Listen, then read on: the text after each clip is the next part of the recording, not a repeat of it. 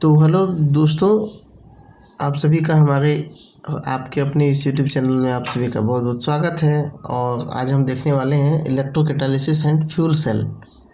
तो सबसे पहले टर्म देख लेते हैं इलेक्ट्रोकैटालिसिस। इलेक्ट्रोकैटालिसिस जो होता है एक्चुअली में जो इलेक्ट्रोकेमिकल रिएक्शन होगा, है ना, जैसे इससे पहले हमने पढ़ा है सेल के बारे में। तो वहाँ पे क्या होता है, इलेक्ट्रोकेमिकल रिएक्शन, ऐसा रिएक्शन रेडॉक्स रिएक्शन जिसमें इलेक्ट्रॉन का ट्रांसफ़र हो। तो इस तरह के रिएक्शन को कराने के लिए यदि कोई कैटालिस्ट पार्टिसिपेट करता है फास्ट करने में, तो उसे हम इलेक्ट्रोकैटालिसिस कहते हैं इस प्रोसेस को। ठीक है, ये जो कार्य होता है वो इलेक्ट्रोड के सरफेस पे होता है।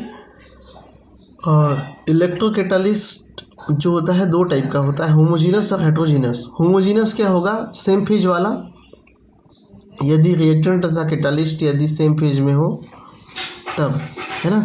जैसे कि रिएक्टेंट यदि लिक्विड है तो कैटालिस्ट भी क्या होगा, लिक्विड होगा तब की स्थिति में। एग्जांपल के लिए वाटर सोल्यूबल कोऑर्डिनेट कॉम्प्लेक्स, ऐसे कोऑर्डिनेट कॉम्प्लेक्स कैटालिसिस का काम करेंगे जो वाटर सोल्यूबल हो। तो उस कंडीशन में यहाँ पे क्या हो जाएगा, ये आपका होमोजीनस कैटालिस्ट की तरह, इलेक्ट्रोकैटालिस्ट की तरह काम करेगा। और दूसरा एग्जांपल है एंजाइम। एंजाइम भी क्या होता है, लिक्विड फेज में होता है और लिक्विड को ही कैटालाइज करता है। अब देखो यहाँ एंजाइम में इसमें कंफ्यूज नहीं होना है कि मतलब ये इलेक्ट्रोकैटालिस्ट है या नहीं। हर वो रिएक्शन जहाँ इलेक्ट्रॉन का ट्रांसफ़र हो एक स्पीसीज से दूसरे स्पीसीज में, तो समझ लेना कि वहाँ पे क्या हो रहा है, वो इलेक्ट्रोकेमिकल रिएक्शन हो रहा है। ठीक है। सेकेंड है यहाँ पे हेट्रोजीनियस इलेक्ट्रोकैटालिस्ट। जैसा कि नाम से स्पष्ट है, हेट्रोजीनियस मतलब डिफरेंट फेज होगा रिएक्टेंट और कैटालिस्ट के बीच में। अगर मान के चलो रिएक्टेंट क्या हो, लिक्विड हो, तो फिर कैटालिस्ट क्या होगा, सॉलिड हो सकता है। ठीक है, या फिर कोई डिफरेंट फेज का हो सकता है। जनरली यही देखने को मिलता है, रिएक्टेंट क्या होगा, लिक्विड होगा, तो कैटालिस्ट क्या होगा, सॉलिड होगा। फॉर एग्जांपल के लिए हाइड्रोजन गैस है। हाइड्रोजन गैस या कह सकते हो प्रोटॉन का एब्जॉर्प्शन प्लेटिनम कोटेड इलेक्ट्रोड में अच्छे से होता है, तो वो यहाँ पे प्लेटिनम क्या है, सॉलिड है। ठीक है।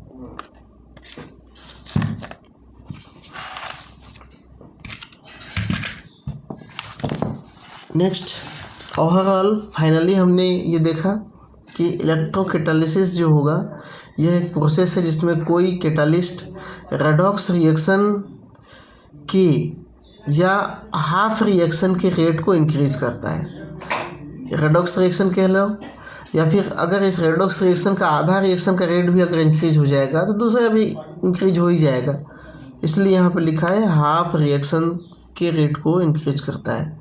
ठीक है, तो रेडॉक्स रिएक्शन आपको जानना होगा। अगर समझ में नहीं आ रहा है कि रेडॉक्स रिएक्शन ही क्या है, तो फिर कॉन्सेप्ट पढ़ने का फ़ायदा क्या होगा, है ना। तो इसी प्रकार का कैटालिटिक रिएक्शन क्या होगा, फ्यूल सेल में देखने को मिलता है। फ्यूल सेल हमारा टॉपिक ही है, इलेक्ट्रोकैटालिसिस एंड फ्यूल सेल। तो सबसे पहले हमने इलेक्ट्रोकैटालिसिस को थोड़ा सा बताया।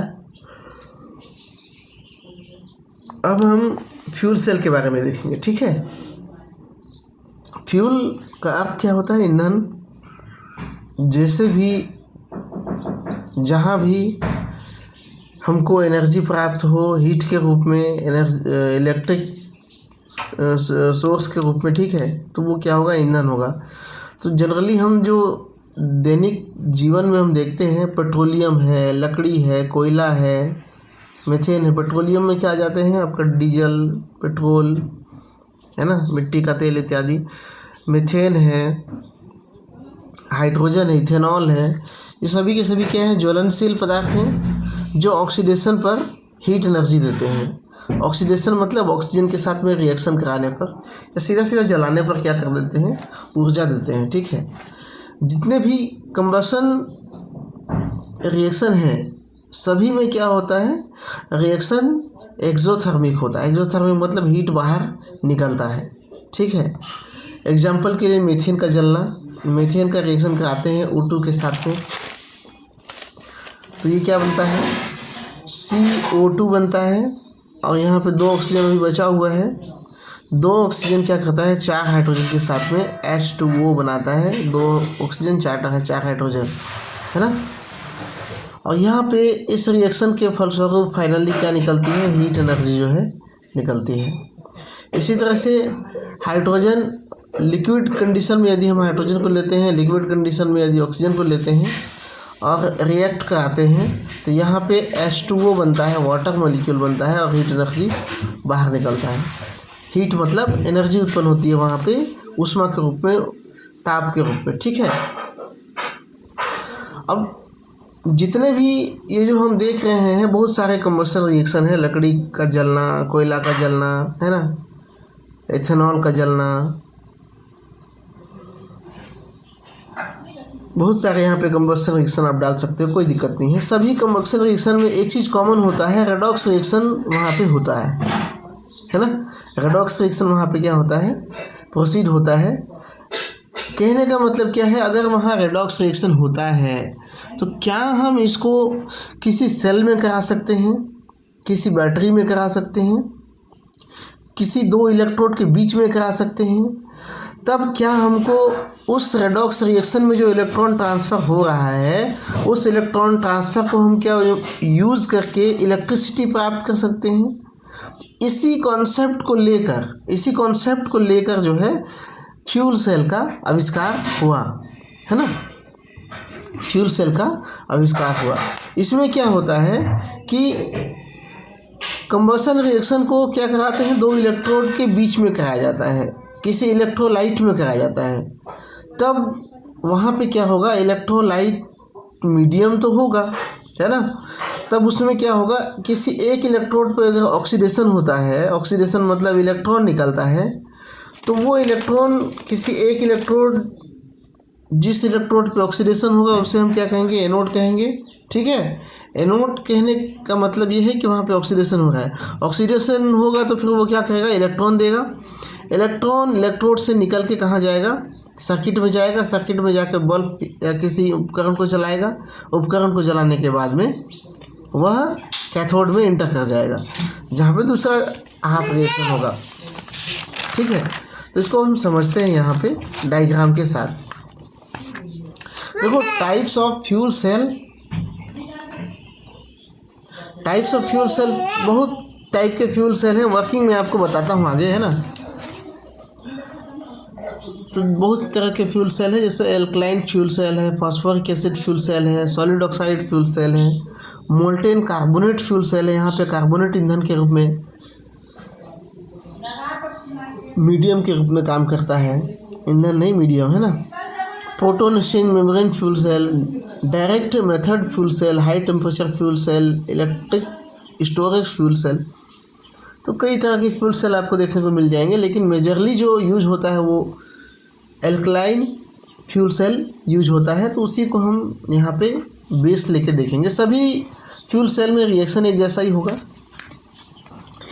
मतलब हम यहाँ पे वाटर स्प्लिटिंग, जो इसका अगला टॉपिक है, उसी को स्टडी यहाँ पे करने वाले हैं, ठीक है। मतलब यहाँ पे क्या होता है, पहले तो 2 इलेक्ट्रोड हम लगा देते हैं, ठीक है, जो कार्बन के बने होते हैं, कार्बन रॉड का होता है।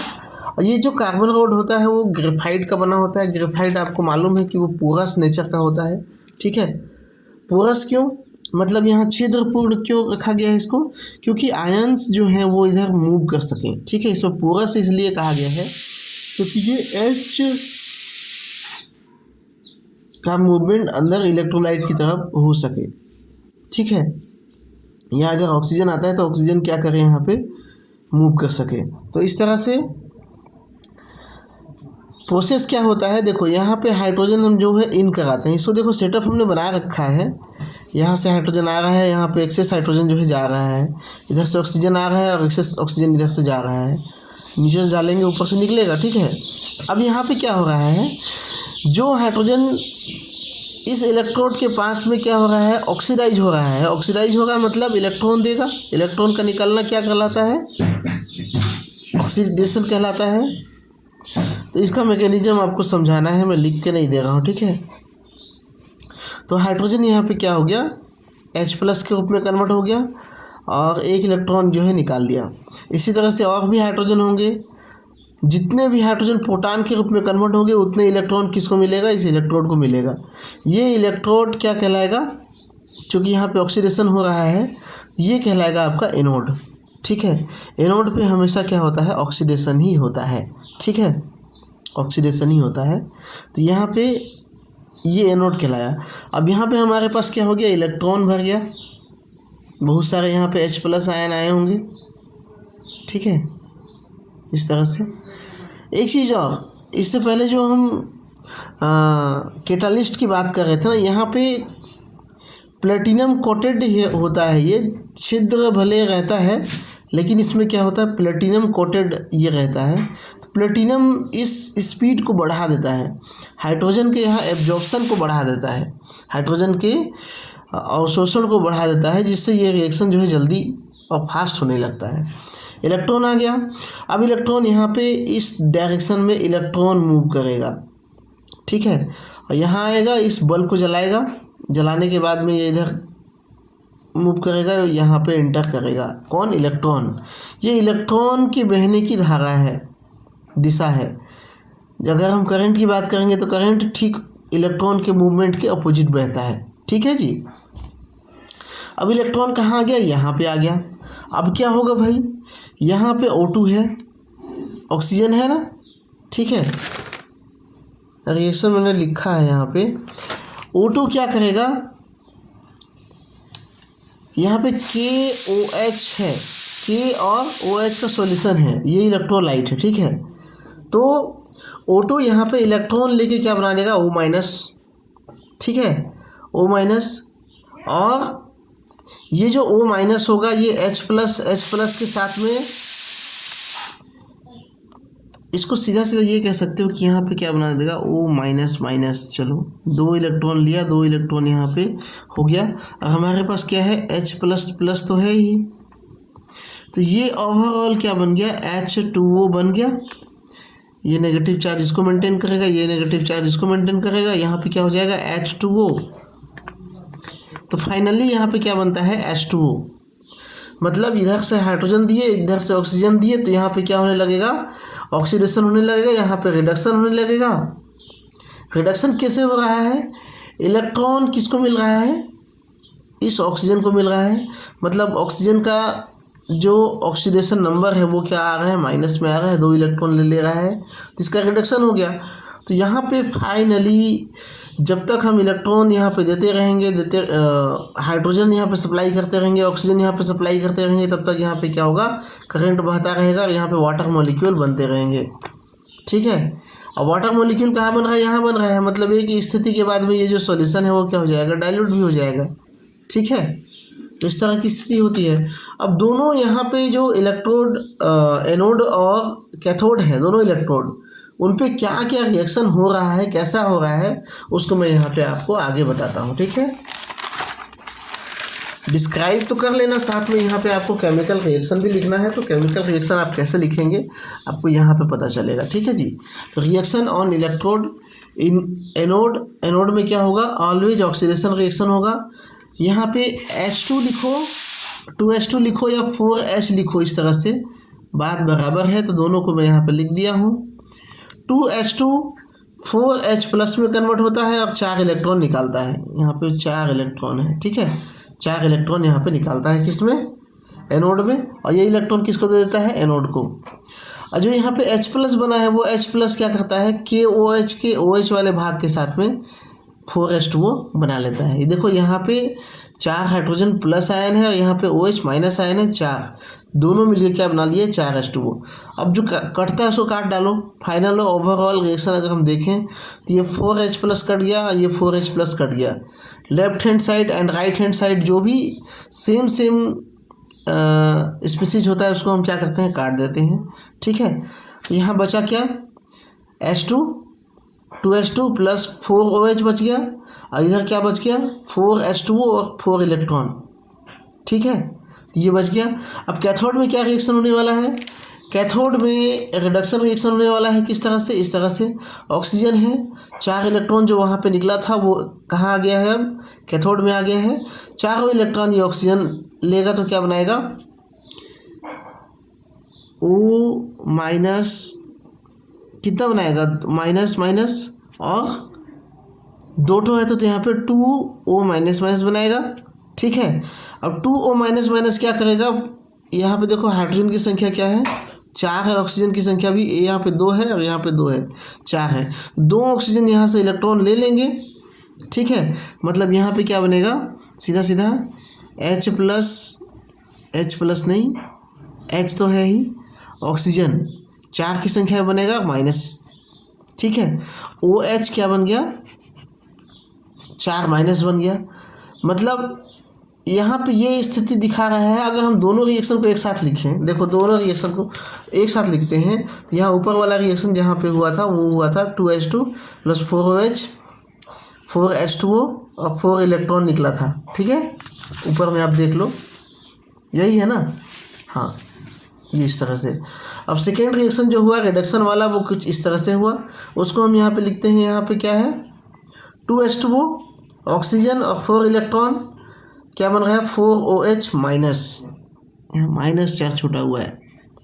तो यहाँ पे अब लेफ्ट हैंड साइड और राइट हैंड साइड दोनों को हम क्या करते हैं, सेम एलिमेंट को काट देते हैं, सेम स्पीसीज को। तो ये 4OH माइनस कट गया 4OH माइनस के साथ में, और यहाँ पे 2H2O है, यहाँ 4H2O है, तो यहाँ पे 2H2O जो है कट गया, बचा क्या, 2H2O, 4 इलेक्ट्रॉन कट गया 4 इलेक्ट्रॉन से। ठीक है, ओवरऑल रिएक्शन क्या बचा, 2H2 प्लस यहाँ बचा O2, उसके बाद में कोई इलेक्ट्रॉन नहीं बचा, यहाँ पे क्या बन गया, 2H2O।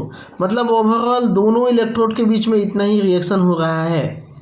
ठीक है, लेकिन इस रिएक्शन को होने में का जो मैकेनिज्म है वो इस तरह से हो रहा है, इलेक्ट्रॉन निकालते हुए और इलेक्ट्रॉन एक्सेप्ट होते हुए हो रहा है। एक इलेक्ट्रोड पे इलेक्ट्रॉन निकल रहा है, दूसरे इलेक्ट्रोड पे इलेक्ट्रॉन मिल रहा है। इसी इलेक्ट्रॉन निकलने और इसी मिलने वाला प्रोसेस को हम क्या कर लेते हैं, एक सर्किट में प्रवाहित कर लेते हैं, जिससे हमको क्या मिलने लगती है, करंट मिलने लगता है, इलेक्ट्रिसिटी मिलने लगता है। यही मेथड कहलाता है सेल। ठीक है, इसी को कहा गया है सेल। और चूँकि यहाँ फ्यूल शब्द जुड़ा हुआ है तो यहाँ पे फ्यूल हम कौन सा ले रहे हैं, हाइड्रोजन को एज ए फ्यूल ले रहे हैं। ठीक है, हाइड्रोजन को क्या कर रहे हैं, एज ए फ्यूल ले रहे हैं, और हमको क्या मिल रहा है, इलेक्ट्रिसिटी मिल रहा है। ठीक है, इसकी इफ़िशियंसी देखो अलग अलग बुक में अलग अलग दिया होता है। तो 70 से 75% तक इसकी इफ़िशियंसी देखने को मिलती है। मतलब ये काफ़ी दमदार ईंधन है। ठीक है, यहाँ तक कि पेट्रोल डीजल की बात करें, डीजल की एफिशिएंसी भी 40% के आसपास ही होती है। तो उसके मुकाबले में ये क्या है, वो काफ़ी दमदार ईंधन साबित हो सकता है, होता है। ठीक है, एक बार इसको हम क्या किए थे, इसको रॉकेट में भी टेस्ट करके देखा हुआ था, है ना। उसमें क्या किया गया था कि इसमें जो हाइड्रोजन को एज ए फ्यूल लिया हुआ था, और उसमें जो वाटर बन रहा था उस पानी को फिल्टर करके प्रोसेस करके जो एस्ट्रोनॉट थे वो पीने के लिए यूज़ करते थे। ठीक है, मतलब 2 फ़ायदा, एक तो आपका ईंधन भी चल रहा है और साथ में हमको पानी भी मिल रहा है। ठीक है, इलेक्ट्रिसिटी भी मिल रही है, सब चीज़ मिल रहा है यहाँ पे। ठीक है जी, तो इस तरह से स्थिति थी। दूसरी बात, इसका फ़ायदा ये है कि इसमें कोई पोल्यूटेंट नहीं निकल रहा है, इसमें कार्बन डाइऑक्साइड या सल्फर डाइऑक्साइड का एमिशन नहीं हो रहा है, और यहाँ पे आपको रेगुलर करंट मिल रहा है ना। जब तक आप हाइड्रोजन और ऑक्सीजन की सप्लाई करते रहेंगे आपको क्या मिलते रहेगा, करंट मिलते रहेगा। ठीक है, और जब पोल्यूटेंट नहीं है तो ये इको फ्रेंडली तो है ही। ठीक है जी, इको फ्रेंडली तो है ही। इसी तरह से अगर हम देखो और भी जो जितने भी फ्यूल सेल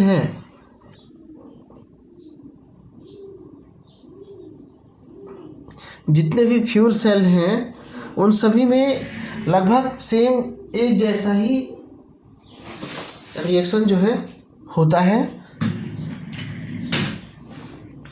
जैसे कार्बोनेट की बात करें, अगर कार्बोनेटेड वाला सरफेस वाला कोई अगर हम फ्यूल सेल यूज़ करते हैं तो वहाँ पे क्या होगा, हाइड्रोजन पहले एब्जॉर्ब होगा, किसमें, कार्बोनेट के साथ में रिएक्ट करेगा, बनाएगा H2O CO2 और 2 इलेक्ट्रॉन जो है निकालेगा। ये हो गया आपका एनोड में ऑक्सीडेशन हुआ, किसका ऑक्सीडेशन हुआ, हाइड्रोजन का, ठीक है ना जी। हाइड्रोजन क्या किया, हाइड्रोजन क्या कहें, ये जो स्थिति है यहाँ पे 2 इलेक्ट्रॉन की, ये 2 इलेक्ट्रॉन निकला, ये समझ लो, तो कहीं ना कहीं इस स्पीसीज का हाइड्रोजन ऑक्सीडेशन ही हुआ है ना। तो यहाँ H2 है तो H2 यहाँ पे जब डिसोसिएट करोगे तो ये H2 प्लस के रूप में आपको देखने को मिलेगा, ठीक है। तो इलेक्ट्रॉन फाइनली इलेक्ट्रॉन हाइड्रोजन से ही निकलता है। कैथोड की बात करें तो CO2 जो बना हुआ है ना, वो इधर आ गया, किस तरफ, कैथोड की तरफ। और यहाँ पे चूँकि हम ऑक्सीजन सप्लाई कर रहे हैं जैसे उसमें कर रहे थे, तो ऑक्सीजन के साथ में क्या बना लेगा, कार्बोनेट बना लेगा। मतलब यहाँ पे इसको इलेक्ट्रॉन चाहिए कार्बोनेट बनाने के लिए, तो ये इलेक्ट्रॉन सर्किट के थ्रू कहाँ आया, इस इलेक्ट्रोड पे आया। ये जो 2 इलेक्ट्रॉन था वो कहाँ आया, इस इलेक्ट्रोड पे आया हुआ है, ठीक है। तो अब यहाँ पे फाइनली देखें तो CO3 और CO3 2 माइनस जो है कार्बोनेट कट गया, कार्बन डाइऑक्साइड कट गया, इलेक्ट्रॉन भी कट गया, क्योंकि वो यहाँ से निकल के यहाँ आके यूज हो गया, ठीक है। बस यहाँ पे सर्किट बीच में हमने लगाया है सेल के लिए।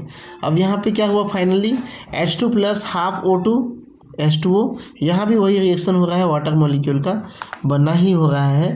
तो जितने भी हाइड्रोजन फ्यूल वाले जो आपके फ्यूल सेल होंगे उसमें बस यही रिएक्शन देखने को मिलेगा, बस इसका माध्यम अलग अलग हो सकता है, ठीक है जी।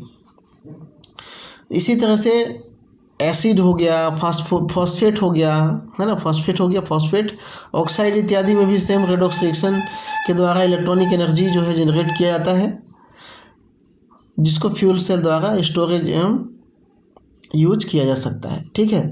तो थोड़ा सा तबीयत भी डाउन है मेरा और वीडियो काफ़ी लंबा हो गया, तो इसके लिए सॉरी। और चैनल में बने रहने के लिए बहुत बहुत धन्यवाद। आप सभी का दिन शुभ हो।